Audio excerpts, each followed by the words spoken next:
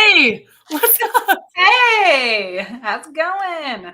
I is going great. Our intro didn't start, but this is the intro. Awesome. I'm excited. Just jump. You're just too excited. You wanted to jump right into it. That is like it. literally the funniest thing ever. I'm fine. It's gonna be fine. All right. Well, we're diving in today, you guys, and we're going straight into it. How have you been, Shelly?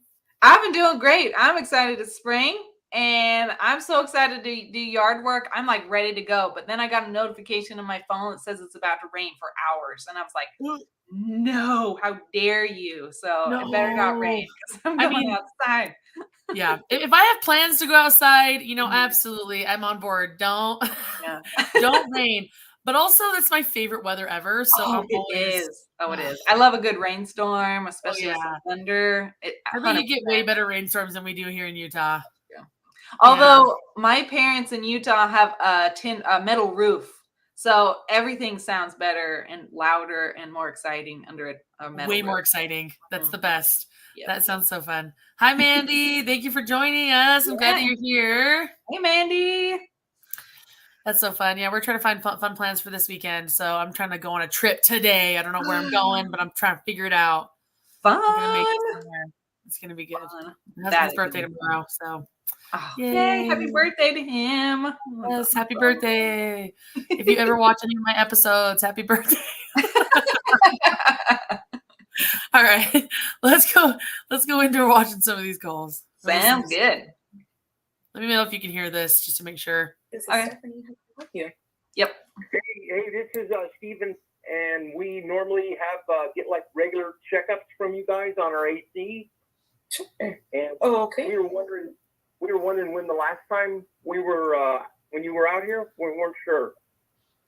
Let me check for you. What is your address? Okay, I'm gonna pause. Well, trying to decide if I want to hear what he says next or if we should pause it first. I mean, so far her words have been okay. Yeah. And I can't remember the others, but nothing was like, yeah, I can help you out with that. It was just like, maybe. Okay. More energy. What was his question? So he's calling in asking if it was us, right? Oh yeah, like their last maintenance, if it was them. Right. Like, did you do it? So my first thought, because a lot of us do this, I like to call this a throw off question. It's very similar to, hey, did you guys install my unit last year? Customers come in with these questions, and in our minds, we're thinking, okay, address is what I need first, and then I can get you all the answers. When in reality, we don't actually understand what's going on. Is he asking about that because there's a problem, and now he's like, shoot, I got to get this done. Did they even do my last do my last maintenance? Or is he just, asking for just, do I have another one? Can I schedule that now? Is that okay for me? What is the purpose for that question? I would want to know that before jumping into address. Yeah. And I think my go-to would be to jump in like, hey, I hope so. And even if he's upset because his unit is broken, I could say, because then we could take care of it right away. Like just jumping in like, I hope so, because, we hope you're our customer. Totally agree. Okay, let's see what happens. What happens? Right. Okay, perfect. There it is. So the last time that we were out there, looks like it was in December. So it looks like it's time for your next visit. Is that what you were calling about? Yeah. Okay. So So the last time was December. It was December, yes. December, and that's correct. Okay, December. So May, June, man, we're out there a ways, huh? Yeah. So typically it is a 6-month mark. So just a little over the 6 months. Typically 6 months. So if it was December, so that would be 6 months. Would be like June. June, yeah. So we're a month out. Correct. Okay. So are you guys like crazy busy or? We are, yes, we are. But I'll be more than happy to try to, squeeze you in our schedule here as soon as possible. Is your unit working fine? Oh yeah, everything's great. Works like a champ. Okay. Yeah. Perfect. But they yeah. usually, you know what they do is they come out and put a filter and look it over. Yeah. And, you know what I mean? Okay. Yeah. Well, let's go ahead and get that scheduled for you because we want to make sure that we keep up with the unit. Okay. It looks like the earliest that I can do. Give me just a second here. Let's pause. Let's pause really quick before we get into scheduling. Okay. What's standing out to you, Shelly? That she said, we'll try to get you scheduled. Yeah. Can you? Can you? Yes. You? But then he's like, okay, so they figured out that he's due for his maintenance in a month. And then she's like, all right, let me see if I can squeeze you in as soon as we can. And I'm like, well, we could also just jump in and say, hey, this is the perfect time to get you scheduled. Let's get you in. Perfect timing for June or May or whatever it is. But yeah, like, hey, perfect timing. You called in perfect timing. We'll get you on the books. I agree. I love that. And I really do also, it's bummer that we go right into the negative because he's already a little frazzled. Like you can tell from this customer, at least from my perspective, it seems like he is a little unsure of how to proceed, like he wants it to be exactly 6 months, but it doesn't need to be exactly 6 months. But he's like really focused on that. And he's kind of like, okay. Like, I don't know where to go next. And his uncertainty met by well, we can see what we can do, like we can definitely try to get you on the schedule is only going to bring that down more. I think you nailed it because her uncertainty, I think, is fueling his statements. Like he was trying to explain what the maintenance does. Like they do like the filter thing. He was trying to explain to her what they were going to come do to his HVAC. And so if she had more confidence and felt like she, knew what needed to happen, he probably wouldn't have felt like he had to explain the maintenance to her. Yeah. No, I agree with that. Oh my gosh, I'm totally going to sneeze. Okay. My allergies have been wild this morning. Okay. It's not my friend. All right. So I definitely agree with that. Now I will say I really like that she starts to pick up on the lack of control on the call. And eventually she's like, all right, well, let's get you on the schedule. Let's do it. She kind of steps into her shoes a little bit better, a little more confidence. And she's sounding now like she's ready to go. So I do really appreciate that. I did like that. There's not a whole lot of structure in the beginning, which makes this first bit a little chaotic. So that could have helped, but I like where we're headed. It seems like we're getting more assertive. Yeah. Okay, there's only a minute left. Let's listen to it. We are starting to book for the week of the 7th. Just because of how busy we have been. Let me see. So let's see what time I could give you here. Is there a day out of the week that typically works better for you? My last day out? Is that what that is? Yeah, you can try that. Yeah. Okay. So the week of the 7th. Okay. Can we shoot for August 10th? August 10th. Yeah, absolutely. Yeah. I do have availability between 8 and 12 that day. Okay, that'd be good. Yeah, Okay. August 10th. August 10th between 8 and 12. You got it. We'll go ahead and get that booked. Okay, and that looks like it's a Thursday. Correct. Yes. Okay. All right. That'll be great. Perfect. We'll send you that confirmation momentarily, and if anything changes, go ahead and give us a call. Yeah, we're good. Thanks so much. Thank you for helping us. Thank you. Absolutely. Have a wonderful day. Thank you. Oh, he was so appreciative. I know. That was adorable. I love that. What happened to June? That was exactly my thought. Like August. Oh my god. Whoa. He's like, you just throw me on the schedule for next December? That would be great. Right. And usually his reaction is what you get when somebody schedules in that week. Like, oh, I got you the same day. Oh yeah, thank you for pulling that out of a hat for me. I know. Thank you for figuring something out before it's time to renew. I appreciate it. It's like the last time I scheduled my daughters for a dental cleaning, they were 7 months out booked. And I was like, oh my gosh, that's what our dentist is too. I was like, well, I'm not going anywhere. Put me down. And then they're like, and they talked about a cancellation list and that they could possibly get me in a little bit sooner. So in my mind, I'm like, okay, 6 months instead of 7 months. They got me in by the end of the week. I'm like, well, you guys could have said that.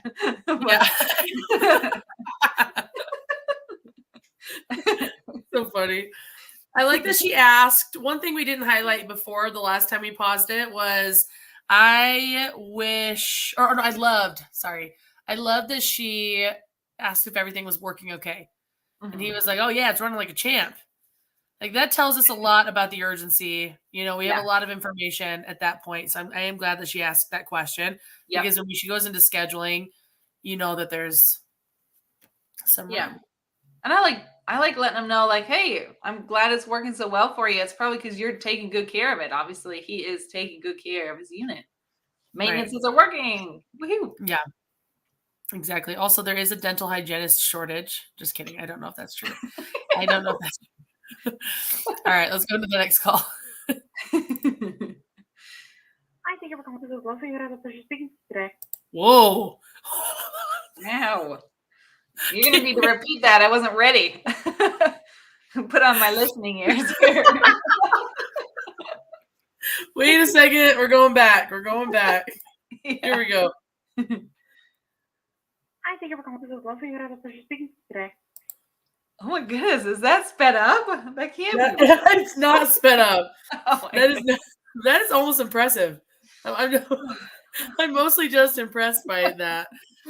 The vigor in which she just got got that information. Energy drink or something. They do cadet the company name, so there is that makes it seem a little bit quicker. Okay. But even the rest of it. All right, I'm gonna play it one more time because it's also the best thing ever. But let's keep going. This is a pretty short call. I wonder if it's because she's talking that fast the whole time. Hi, thank you for calling. This is Lovely. What other person speaking today? Wow. This is Mark calling. Hi, Miss Martha. How may I help you today? The guys just left from mowing my yard, but they didn't mow the backyard. They mowed the front, and it shows on my side camera that the one guy, he walked up to my gate, and he looked like he barely pulled on the gate. The gate was not locked. Okay. And the camera shows that he pulled down the level, but he didn't open up the gate. He never opened the gate. And on the other side of the gate, I took the lock off this morning at 6:30. And I do it every other Thursday. I take the lock off so they can get into the backyard. But this is the first time that it didn't even pull on the handle to even open the gate. And that's what my camera shows. And I opened up my front door to try to get their attention, but they drove off. Okay. Let me see. 6, 7. It's almost over. The call is almost over. I'm just Okay. Let me go ahead and call the crews before they leave the area real quick. Okay. Now, Okay. let me know, because if they come back, 2 weeks from now, it's going to be real tall. You're going to charge me more. No, yeah. Let me go ahead and call the crews and let them know so they can go back out there. Okay. I appreciate it. My pleasure, Thank ma'am. you. Bye-bye. All right, bye-bye. Natasha, come on, some empathy, just a little. Just a little bit. So little. I also agree because I do think that this sounds like the kind of thing that could be handled pretty quickly. Mm-hmm. So I agree that we don't need to take forever to handle something like this, but I also completely agree with Natasha. Like there needed to be more. Yeah. For sure. Yeah, definitely. This poor woman. I mean, the answer to her saying they didn't mow my backyard was okay. Yeah. Like hardly anything. Yeah. And she did that for a while, almost a full minute of the customer explaining, silence, explaining more, silence, explaining more. Yeah. And that's not customers. They give the silence so that we'll respond.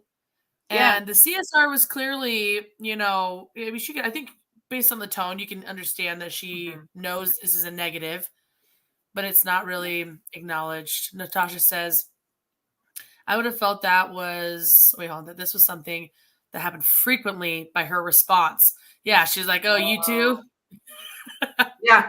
And that's really the danger of us trying to sound really calm. Like sometimes we logically think we need to sound calm when there's an upset customer to calm them down, but it usually has the opposite effect. It's like that saying, don't tell a woman to calm down because then she'll freak out. Yeah. I feel like that's the same thing, right? If we sound like this happens every day, like Natasha said, and we just sound like, oh, it's just another call. then they're going to have to escalate to get their message across. Totally. Yeah. I completely agree with that. Yeah, it would have been simple. It was a simple fix. I like that. The customer seems happy with the solution by the end. Mhm. But I think it was what Natasha's saying is exactly right. That even though they're happy with the solution, or even though we have a solution, doesn't mean they're going to feel understood. It doesn't mean that they're going to feel listened to, heard. They're not going to have that emotional connection to the CSR and actually feel like they did it to help and not just because, they're getting paid. That's their job. Oh, sure. I'll get some back there. Yeah. And she didn't actually say she was going to fix it until the very, very, very end of the call. Okay, we'll get them out there. And let's say worst case scenario, she calls the team and they've already left. They've left the area. We can't get back out there till tomorrow. Like it just doesn't make any sense. She is going to be less. She's going to feel less encouraged to wait for us. That relationship is now tarnished because that wasn't a very likable call. Yeah. If the CSR doesn't care about her sticky situation, then why should we have to care about the fact that their lawnmower guys just left? They should drive right back here. If you don't care, I don't care. Fix it. Natasha, I would blow a gasket. Yeah, there we go. Yeah. Exactly. And if I were to imagine the call that this CSR had with the team, all right, just hearing her energy on this call, it'd be something like, hey, you forgot to, push the door open on that lady's house. And they're like, oh, well, we left already. Okay. I mean, I guess I'll call her back. Like that's what I'm expecting. I'm not expecting, you need to really help this woman. Like she's frustrated by us. Like you need to get out there. I don't expect real effort based on the call that I just heard. Yeah. And everything's on camera now. She's like, I have him on camera. He didn't really try it. Yeah. He's on camera now. Like he didn't even pull the handle. I know. That's so funny. Usually those kinds of gates, you can see if there's a lock on it. And people are familiar with how to open those things. Yeah. It sounds like he didn't really put any effort into it. Yeah. Oh. All right. Let's listen to another one. Here we go. Good afternoon. This is Lisa in the sales department. Oh, sorry. Hi, Lisa. Good afternoon. This is Lisa in the sales department. How may I help you? Hi, Lisa. It's Ravi here. I spoke to you the other day about the air conditioning unit to be installed. Okay. And so you said somebody will be coming out to check the place. I'm gonna pause this really quick because I want to touch on her greeting for a minute. She said, "This is so and so in the sales department. How can I help you?" Sounds like she was transferred. Would you agree with that? Yeah, probably. They probably were talking to the CSR, and she's like, "Let me get you over to my sales coordinator." Okay, so she answers, "How can I help you?" So what that tells me is there was either no information was passed on from the dispatcher, or excuse me, from the CSR to the sales coordinator, or it was passed on, and instead of acknowledging it and being personal, she decided to just go with transaction. Sales department, how can I help you? Yeah. And then the customer feels like they have to repeat themselves all over again. Yeah, exactly. So that's what this is. That's what my assumption is on this call. Yeah. I'm with you. Also, usually I would handle this like if you usually put somebody on hold, chances are you're going to thank them for holding when you come back on. Or if you're not, I would do that. Thank you so much for holding. This is Tatiana with the sales department. Is this Dan? Yeah, this is Dan. Hey, Dan, and then we go right into it. Yeah, that feels so much better because I had a company, I don't even remember what the company was, but they transferred me 4 different times, 4 different departments, and I had to repeat my name and my situation every time. And it felt like I was being transferred to different areas of the planet. I was like, you guys not communicate? Are you I really felt like they were completely disconnected. And I finally stopped them. I'm like, is there a reason why I have to keep repeating my address and my situation? Like, you guys not communicate? Yeah, I know. Can you not? Different planets. Completely different planets. That's so funny. Yep. Yeah, it does sound that way when there's such lack of personalization. So if you're transferring, act like they've been on hold with your company already. Unite you guys. Yeah. Unite yourself with the CSR. That's a lot more personal. Yeah, you guys are a team. Yeah. Okay, let's keep going. Sorry, All right. I lost the greeting. Here, I spoke to you the other day about the air conditioning unit to be installed. Okay. And so you said somebody will be coming out to check the place, right? Yeah. And what date was that? Is it Yeah, okay? I have you down for Friday, August 4th, between 12:30 and 1. I see. Now, is it possible to just give me a ballpark idea, like one air conditioner unit for? Yeah. No, it's actually any system that we install, Robbie, the estimators take measurements and do a heat load calculation, make sure that the system is properly sized for the home, take a look at ductwork. So it's not something that we're able to really do over the phone. Ooh, pause. There it is. Does that sound like good news or bad news? Oh, that sounded like a mouthful of bad news. Mouthful of bad news, when in reality it was a mouthful of value, but the way it was delivered sounded like a mouthful of bad news. Yep. Yeah, she gave great points. Those are excellent reasons why you would not give a customer the price over the phone, but it sounded, she was really leaning into that no instead of leaning into the value of why we do what we do instead. Right. And what can you do? Like, who will give me that, Yeah. Where is that information coming from? Exactly. I think there's a big difference between saying to somebody, unfortunately, we can't give you the price. We want to make sure all the pricing is accurate, so I can't give it to you over the phone. Versus, oh yeah, let me tell you about why we price it the way that we do. We actually want to get somebody out there so we can ensure you understand the value fully. You have all the information that you need going forward. Our guys are great. They're going to answer any questions you have and give you options. That's also why we provide a free estimate. So we're happy to get somebody out there. Do you want to keep that time? And it's giving the information like it's a positive while also ending with a question, because this is not up for negotiation. Let's move on. Yeah, that's a great point. I like that. Always end with a question. And like they're the ones that are trained and certified instead of saying, I'm not a tech. It's going like, those guys, they're trained, certified. They know exactly what they're doing. They can get that price for you. Right. I like the point Mandy made too. We all know it's not what you say, it's how you say it. Yeah. Let's go. All right, let's keep going. I see, but you do these things on a daily basis. You can just give me I have no clue as to what should I be expecting, because it's going to be a big expense. And I just want a ballpark idea, give me some feeling as to how much usually they cost, Is it a system that's on? Is it a separate system from your heating system? What do you heat your home? Yes, it is a separate system. Separate system. Okay. Again, without us seeing it, it's really hard. But you're probably looking like at $10,000 and up. That's the best that I can do for you. Oh my gosh! Hold on. I would probably jump. Without giving that number, I would probably go in and say, yeah, absolutely. I know everybody's got a tight budget, especially right now. We do have financing options. So if it ends up being something more than what you expect, we have a way to make that work for you. Yeah. Let me know what your thoughts are on this, Shelly. And now I haven't made up my own mind on it, so I'm not going to say there's a right or a wrong way to do this. But I was just at a training with a company, and one of the gentlemen said that he likes to ask, if I came out to your home and if I gave you a price right now and then we came out to your home and it was more expensive, would that be okay with you? And he said, most customers tell me, no, it's not okay. And he's like, exactly. That's why we do it the way that we do. So I don't know if I love that. It's interesting. I'm not sure yet, but I do like hearing the customer say, yeah, no, I wouldn't be okay with that. Yeah. I would not be okay with that. I don't know. I haven't decided. How do you feel about the question? I really like it. And at the same time, it makes me feel like the chances are the quote's going to be higher than what I'm going to say over the phone. Like whatever the case is at your house, it's going to be more expensive. Yeah, I know. What's in my mind? That's fair. So are you telling me it's for sure going to be more expensive? Is that what you're giving me?